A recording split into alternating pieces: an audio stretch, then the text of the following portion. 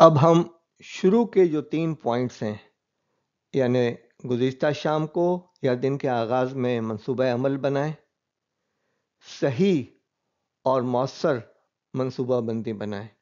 देखें, मौसर और मुस्तईद। मौसर यह है कि जो काम आपके नस्बुल ऐन और आपके मनसब के मुताबिक है वो आप करते हैं, तो उससे इफादियत भी होती है और तासुर भी बढ़ता है। इसे हम मौसर कहते हैं, इसको अंग्रेज़ी में इफ़ेक्टिवनेस कहते हैं। और मुस्तईद ये है कि जो काम आपको करना है उसको आप अच्छे और बेहतर तरीके से करते हैं, अच्छी रफ्तार के साथ करते हैं, तो फिर वो मुस्तईद कहलाता है, उसको हम एफिशिएंसी कहते हैं। फिर कामों की तरजीहात और इनका तकर्रुर, इनका तयन, इनकी तरकीब और इनकी तरकीब, यानी 5 ते: तरजीहात, तकर्रुर, तयन, तरकीब और तरतीब। इन 5 ते को याद रखें तो फिर आपके लिए आसानी होगी।